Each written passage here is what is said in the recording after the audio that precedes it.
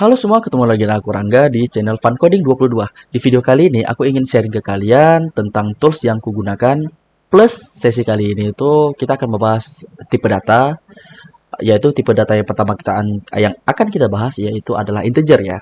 Oke, kita masuk ke PPT dulu ya. Salah layar. Oke.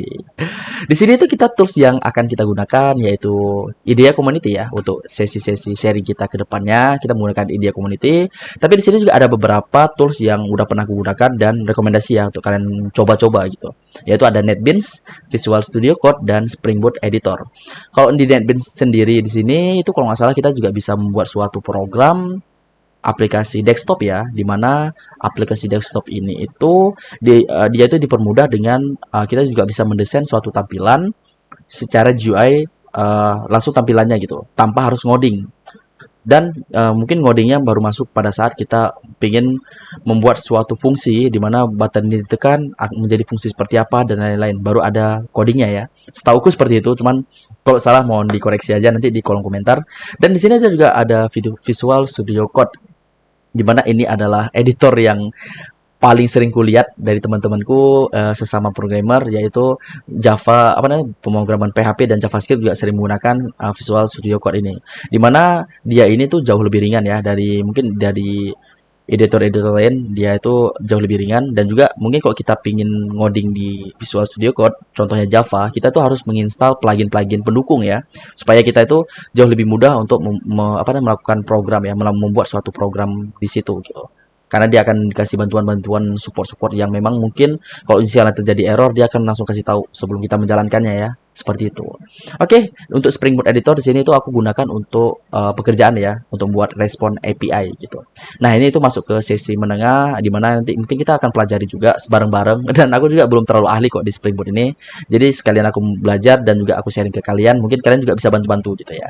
Nanti ke depannya mungkin pada saat kalian juga sedang mempelajari Java ini jauh lebih dalam, dan kita juga bisa sharing-sharing bareng tentang Spring Boot ini nanti ke depannya. Oke, kita langsung masuk ke sesi selanjutnya, yaitu adalah sesi tipe data ya, yang akan kita share ke depannya. Yaitu di sini akan masuk ke tipe integer dulu. Untuk floating point, char, boolean, dan string kita akan bahas di video-video terpisah ya. Oke, kita langsung masuk ke editornya langsung ya. Nah, di sini itu udah kita pisah ya. Jadi itu untuk integer itu adalah untuk menampung suatu bilangan bulat. Nah, di situ ada tipe datanya seperti byte, short, int, dan long ya untuk integer itu. Jadi byte itu dia tuh kapasitasnya atau maksimum value-nya itu hanya 127 dan min-nya itu sampai min 128. Nah, dan kita langsung coba mendeklarasi membuat suatu variabel ya dulu untuk byte-nya ya. Jadi untuk format suatu untuk mendeklarasi suatu variabel itu diawali dengan tipe data, nama variabelnya dan value-nya ya. Jadi sini 127. Oke. Nah, di sini tuh nggak ada error ya. Jadi kalau misalnya ada error, dia nanti akan digaris merah ya. Ini itu ada errornya gitu. Jadi sebagai contoh, di sini kan maksimum kapasitasnya itu atau maksimum value dari byte itu adalah 127. Nah, kita akan ubah menjadi 128. Error ya. Jadi dia itu udah melebihi kapasitas value, itu dianggap error gitu ya. Jadi kita kembalikan lagi. Dan apakah short juga sama? Jadi ini yang pendek-pendek dulu ya. Jadi kalau yang int dan long itu gak akan kita coba karena terlalu panjang ya. Oke, jadi short, angka short sama dengan 32767. Nah, tidak error ya. Jadi kalau kita ubah jadi 38 gimana? 32768 error ya, karena melebihi dari maksimum value yang bisa ditampung oleh short ya. Nah, mungkin kalau misalnya seperti ini itu kalian jadi susah membaca ya. Jadi ini itu masuk ke bilangan ribuan, habis itu ini puluhan ribu atau ratusan ribu, agak susah ya. Jadi kita bisa memberikan sebuah space ya. Jadi itu setiap 3 dari belakang itu kita akan buat space ya, biar kalian itu jauh lebih mudah untuk menghitungnya ya. Jadi jadi 30 ribuan atau 600 ribu kalian bisa mudah menghitung dengan cara menambah underscore ya, jadi kayak gini. Jadi dia dianggap tetap 32.767 ya. Jadi itu hanya pemisah aja supaya terlihat pemisahnya, supaya kalian juga mudah untuk menghitungnya ya. Kayak gitu. Dan juga ada juga int, angka int sama dengan contoh aja lah 30.000. Dan juga long sama dengan angka long sama dengan 100.000. Nice. Nah, gimana nih caranya kita bisa nampilin variabel ini ke konsol apa tuh di running ya, ataupun dikeluarkan apa namanya itu variabelnya atau value-nya itu keluar ya. Jadi caranya tuh untuk contoh pertama kita bisa gunakan untuk sistem outprint ya. Jadi sistem outprint ya memang pakai sistem outprint sih untuk nampilin ke layar ya. Jadi itu sistem outprint angka byte ya. Jadi di sini tuh kita akan nampilin angka byte yang 127. Kita akan jalankan. Jadi untuk jalanin di Edia Community itu ada yang dari sini, ada yang dari sini, ada dari sini. Tapi rekomendasi sih jalaninnya dari sini juga bisa ya. Kalau misalnya ada project, kalau ada project biasanya itu kalau kita jalanin di sini tuh project terakhir yang kita jalanin biasanya dijalanin dari sini gitu. Kan ada tulisnya tuh run test ya. Nanti kan tiba-tiba kalau di sini kita tekan di sini tetap nanti run test gitu ya kan. Jadi agak susah. Jadi kita kalau mau jalaninnya tuh dari sini aja juga lebih baik ya. Jadi dari sini juga jauh lebih baik. Oke, di sini 127 sudah tercetak ya. Oke, kita coba cetak yang lain. Apa yang terjadi gitu. Di sini angka short. Nah, di sini apa yang terjadi cetakannya? Kita akan lihat. Nah, bergabung ya. Alasannya kenapa? Karena sudah di print langsung di print lagi, tidak ada pemberian spasi, tidak ada pemberian enter dan lain-lain ya. Jadi akan terjadi pergabungan seperti ini.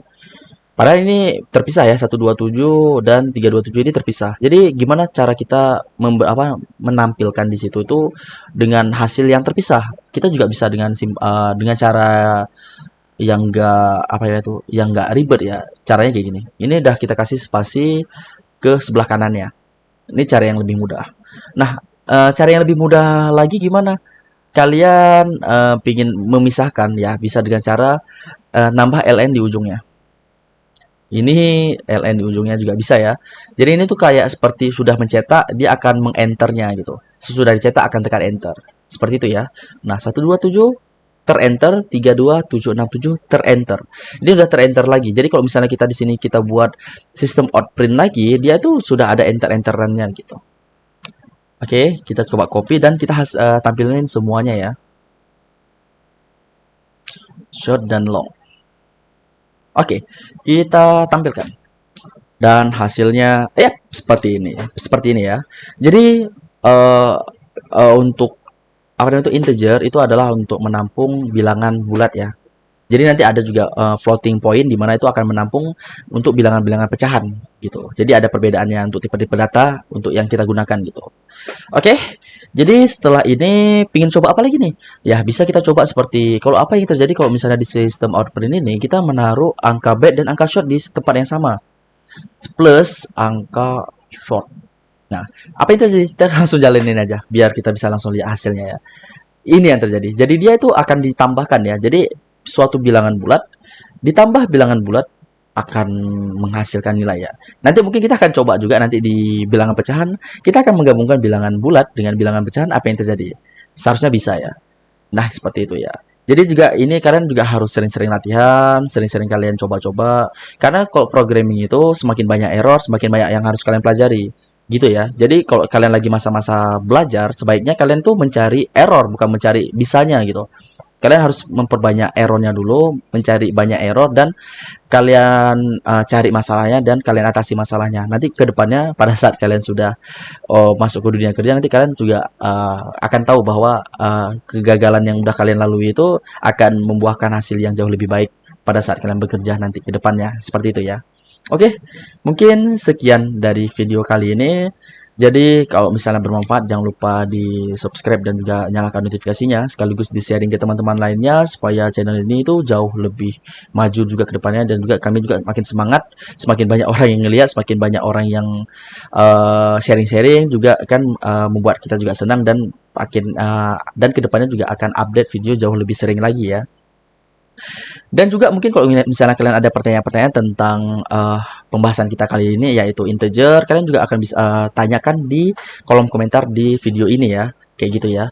Oke, mungkin sekian dari video kali ini. Semoga terhibur, semoga bermanfaat dan juga kedepannya juga kami akan jauh lebih baik lagi untuk sharing ilmu-ilmu kami ya ke kalian juga ya. Dan juga kalau misalnya ada salah kata atau salah informasi, mohon maaf. Dan juga kalau memang ada salah-salah dalam codingnya juga kalian bisa langsung komen di komentar. Karena ini kan kita juga namanya itu sesi sharing ya. Jadi kalau misalnya kalian ada yang ingin di-sharing ke kami juga bisa ya. Walaupun kalian juga pemula, mungkin kalian juga lebih teliti dari kami dan kalian juga bisa langsung koreksi di kolom komentar gitu. Oke, sekian dari video kali ini. Sampai jumpa lagi di next video kedepannya ya.